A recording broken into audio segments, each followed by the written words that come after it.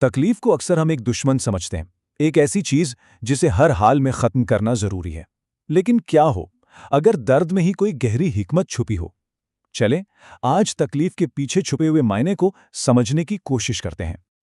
اس ساری بات کا آغاز اس ایک سوال سے ہوتا ہے، کیا ٹوٹی ہوئی ٹانگ کی شدید تکلیف خود کافی نہیں تھی کہ اس کے اوپر نفسیاتی اذیت اور مستقبل کے خوف کا ایک اور پہاڑ بھی لاد دیا جائے؟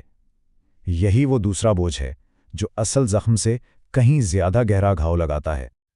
اور یہیں سے تکلیف کے دوہرے بوجھ کا تصور سامنے آتا ہے۔ اکثر ہم ایک نہیں بلکہ دو تکلیفوں سے گزرتے ہیں، ایک جو جسم کو ملتی ہے اور دوسری جو ہمارا ذہن خود پیدا کرتا ہے۔ یہ ایک بڑا عجیب سا کھیل ہے جو ذہن ہمارے ساتھ کھیلتا ہے۔ پہلے ہم درد سے پریشان ہوتے ہیں اور پھر اس درد کے خوف سے، اور یہ خوف اصل تکلیف کو کئی گنا بڑھا دیتا ہے۔ یہ ایک ایسا نفسیاتی زہر ہے جو بڑے سے بڑے بہادر انسان کو بھی بے بس کر دیتا ہے۔ کیوں؟ کیونکہ جسم کا درد تو شاید وقت کے ساتھ چلا جائے، لیکن اس کا خوف روح میں کہیں گہرا اتر جاتا ہے۔ یہ کہاوت اس حقیقت کو کتنی خوبصورتی سے بیان کرتی ہے کہ اکثر لوگ سانپ کے زہر سے نہیں بلکہ اس کی دہشت سے مر جاتے ہیں۔ یعنی خوف ایک ایسی بیماری ہے جو اصل بیماری سے زیادہ خطرناک ثابت ہوتی ہے۔ لیکن اگر خوف اتنا بڑا مسئلہ ہے تو پھر ہمارا جسم کیا ہے؟ کیا وہ صرف ایک بے بس شکار ہے؟ نہیں، بلکہ اس کے اندر ایک پوشیدہ حکمت کام کر رہی ہے۔ ہمارے جسم کے اندر خود کو ٹھیک کرنے کی ایک معجزاتی صلاحیت موجود ہے۔ اس کا جو مدافعتی نظام ہے وہ ایک ایسی ناقابل یقین فوج ہے جو ہر لمحے ہماری حفاظت کرتی ہے۔ ہمیں اکثر اس پر بھروسہ ہی نہیں ہوتا، حالانکہ قدرت کا سب سے بڑا تحفہ ہے۔ اگر اس نقطۂ نظر سے دیکھیں تو بیماری، درد یا کوئی بھی تکلیف اصل مسئلہ نہیں ہے، بلکہ یہ تو صرف ایک علامت ہے، ایک پیغام ہے۔ یہ کسی گڑبڑ کی طرف اشارہ ہے جو جسم کے اندر کہیں گہرائی میں چل رہی ہے۔ تو پھر اصل سوال یہ نہیں ہونا چاہیے کہ اس علامت کو کیسے دبایا جائے، بلکہ یہ کہ یہ علامت ظاہری کیوں ہوئی؟ ہمارا جسم ہمیں کیا بتانے کی کوشش کر رہا ہے؟ اصل وجہ کیا ہے، جسمانی یا ذہنی؟ اور یہیں سے بات آتی ہے جسم کی آواز سننے کے فن کی۔ یہ ایک ایسی مہارت ہے جو ہمیں چیزوں کو نظر انداز کرنے کے بجائے ان پر توجہ دینا سکھاتی ہے۔ اپنے جسم کی آواز کو سننا واقعی ایک بہت بڑی نعمت ہے۔ یہ خاموشی سے ہمیں بتا رہا ہوتا ہے کہ اسے کیا چاہیے، اسے کس چیز سے تکلیف ہے اور اسے سکون کیسے ملے گا۔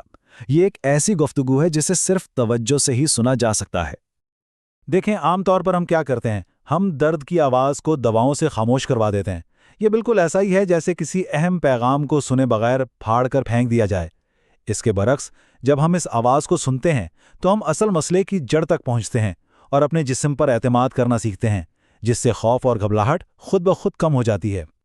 اپنے جسم کی صلاحیت پر بھروسہ کرنا کتنا ضروری ہے، اس کا اندازہ اس بات سے لگائیں کہ اگر کوئی انسان جنگل میں کھو جائے تو یہی جسم پتوں اور گندلے پانی پر بھی گزارا کر کے زندہ رہ سکتا ہے۔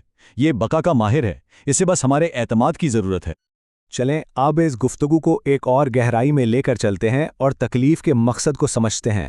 آخر یہ زندگی کی نشوونما کے لیے اتنی ضروری کیوں ہے؟ یہ کائنات کا ایک بنیادی اصول ہے کہ تکلیف کے بغیر انسان کچھ نہیں سیکھتا۔ ہر نئی نعمت، ہر نئی صلاحیت کو پانے کے لیے وجود میں گنجائش پیدا کرنی پڑتی ہے، اور یہ گنجائش ہمیشہ دباؤ اور درد کے ذریعے ہی پیدا ہوتی ہے۔ اس کی سب سے بڑی مثال ایک بچے کی پیدائش ہے۔ ماں کا وجود ایک شدید تکلیف اور دباؤ سے گزرتا ہے تاکہ ایک نئی زندگی کو جگہ دینے کی وسعت پیدا ہو سکے۔ اسی شدید درد کے بعد ممتا جیسی عظیم نعمت جنم لیتی ہے۔ تو درد کیا ہوا؟ درد دراصل وسعت پیدا کرنے کا ایک ذریعہ ہے۔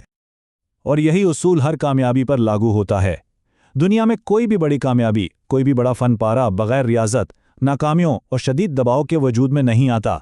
جتنا زیادہ دباؤ محسوس ہو، سمجھ لیں کہ کوئی اتنی ہی بڑی عطا ظاہر ہونے کے قریب ہے۔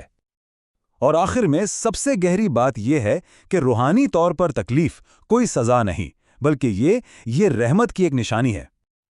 یہ ایک ناقابل یقین خیال ہے کہ ہر تکلیف کے پردے میں اللہ کی کوئی نہ کوئی رحمت چھپی ہوتی ہے۔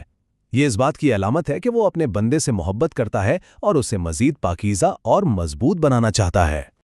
جیسا کہ کسی دانا نے کہا تھا کہ اگر مصیبت اور تکلیف کوئی بری چیز ہوتی تو یہ اللہ کے سب سے پیارے بندوں یعنی انبیاء پر کبھی نہ آتی۔ مشکلات کا آنا اس بات کی دلیل ہے کہ انسان کو کسی خاص مقام کے لیے چنا جا رہا ہے۔ تو آخر میں یہ امید بھرا وعدہ یاد رکھیں کہ بے شک ہر مشکل کے ساتھ آسانی ہے۔ تکلیف ایک سرنگ کی طرح ہے، جس کے دوسرے سرے پر روشنی ضرور ہوتی ہے۔ اس کا مقصد ہمیں توڑنا نہیں بلکہ ہمیں اتنا وسیع کرنا ہے کہ ہم آنے والی رحمتوں کو سنبھال سکیں۔